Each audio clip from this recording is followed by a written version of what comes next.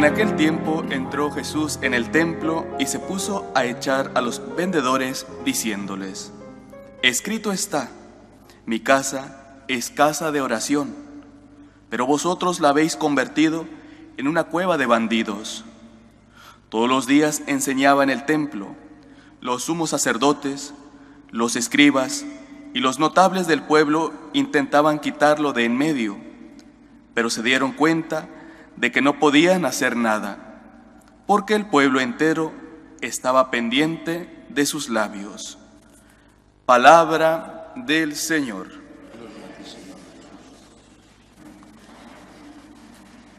Esta escena de Jesús en el templo, contada por los evangelistas con algunos matices de diferencia, tiene lugar probablemente una vez entrado ya en Jerusalén después del Domingo de Ramos, es decir, en esa semana que va desde el Domingo de Ramos hasta muerte y resurrección de Cristo. Esta acusación de Jesús no va dirigida contra el pueblo, va dirigida contra los representantes del Señor, de Dios, de Yahvé. Es a ellos a los que acusa de haber convertido la casa de Dios en una cueva de bandidos. Por un lado estaban unidos inevitablemente casi al tema del cambio. Los judíos estaban en muchos países dentro del Imperio Romano y fuera del Imperio Romano con monedas diferentes. Tenían que acudir al templo a dar su diezmo, su ofrenda, y tenían que hacerlo en la moneda del templo. Por lo tanto, era necesario cambiar las distintas monedas a esa moneda oficial del templo. Y ese cambio, lo mismo que ahora, se hacía con ganancia de los cambistas. Eso era un negocio manifiesto y que a Jesús le parece un negocio injusto. Por otro lado estaba el tema de los animales. El culto judío era un culto de sacrificio de animales. Y esos animales había que comprarlos, la mayor parte de las veces lo compraban allí. Si venía una persona en barco, desde un judío desde Hispania o desde Grecia, desde Roma, no iba a venir con la vaca, no iba a venir con el cordero, ni siquiera con las tórtolas. Pues venía con dinero, compraba allí el animal que entregaba a los encargados para que lo sacrificaran. Bueno, todo eso generaba comercio, generaba negocio y un negocio que tenía además características de abuso. Por eso dice el Señor, cueva de ladrones. Pero no creo que fuera solo a esto a lo que se refería Jesús. Se refería quizá también a que eso se había convertido en lo más importante. No era una cuestión de servicio que tú ofreces a unas personas que necesitan cambiar su dinero o que necesitan comprar un cordero para el sacrificio. Es que eso se había terminado por convertirse en lo esencial. Por ejemplo, si alguna vez habéis ido o vais a Lourdes o a Fátima, por hablar de dos santuarios marianos que conozco bien, en Lourdes, fuera del santuario, pero todo alrededor está lleno de comercios. Comercios que venden, la mayor parte de ellos, objetos religiosos. También hay restaurantes, objetos religiosos, desde las botellitas de plástico o de vidrio para poner el agua, recoger el agua de dentro de la fuente, hasta imágenes de la Virgen, rosarios. En Fátima no hay esas botellitas porque no está el mismo fenómeno del agua, pero también está rodeado de tiendas de objetos religiosos. Esos comerciantes tendrán su negocio y para eso están y ganan lo que tengan que ganar.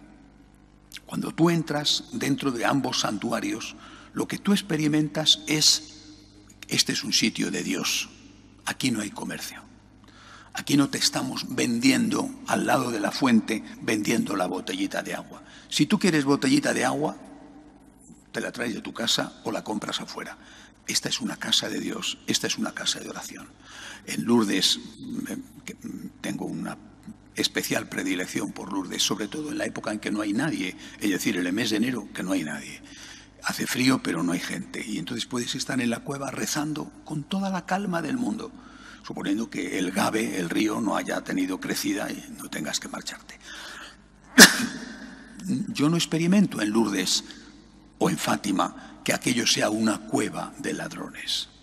Es decir, lo importante no es el negocio, lo importante no es el interés, lo importante es Dios. Pero no siempre sucede así.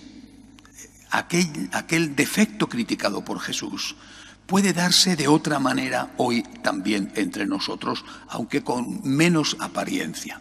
Por ejemplo, ¿cuántas veces sacerdotes, y de ahí para arriba también, hablan de que van a celebrar la misa por un difunto, la celebran, de que van a rezar por un difunto, y lo están haciendo sin creer realmente en eso que están haciendo?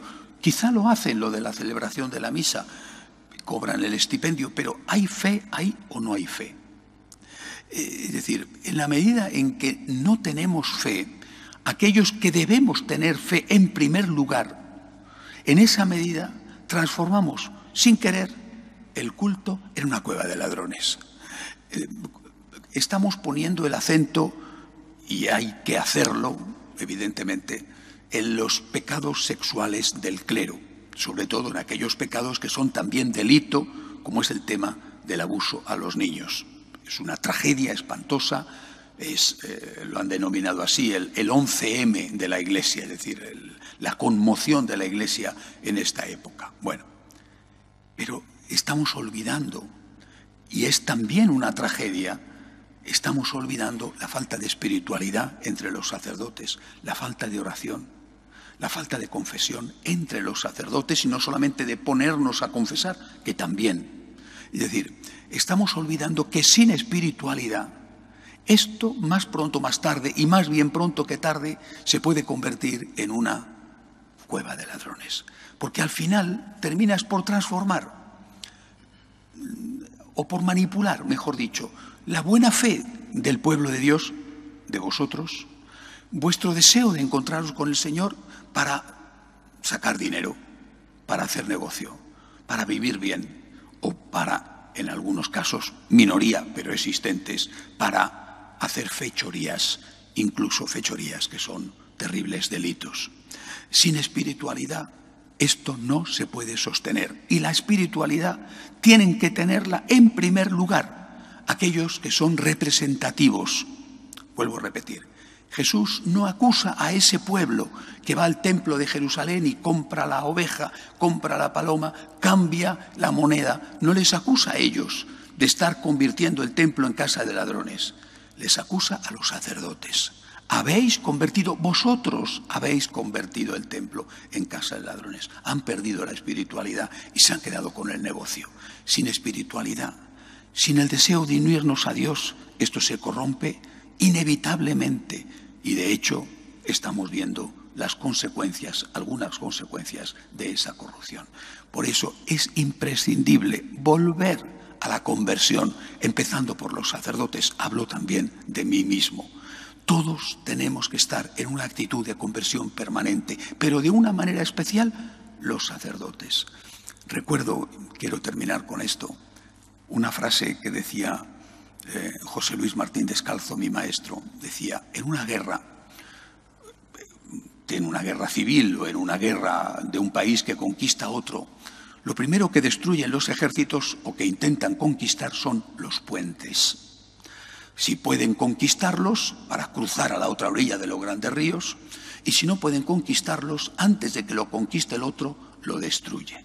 En una guerra, lo primero, los puentes, los centros de comunicación. Y él decía, los puentes son los sacerdotes. Somos pontífices, somos puentes entre Dios y el hombre. Lo primero que destruye el demonio, lo primero que el demonio quiere conquistar son los sacerdotes. Destruir el sacerdote es destruir el puente que une a Dios con los hombres. Destruir el sacerdote es lo que quiere el demonio. Construir el sacerdote es lo que quiere la Santísima Virgen. Esta es una llamada para nosotros, los sacerdotes, pero también para vosotros, que nos ayudéis a estar construidos rezando por nosotros. Que así sea.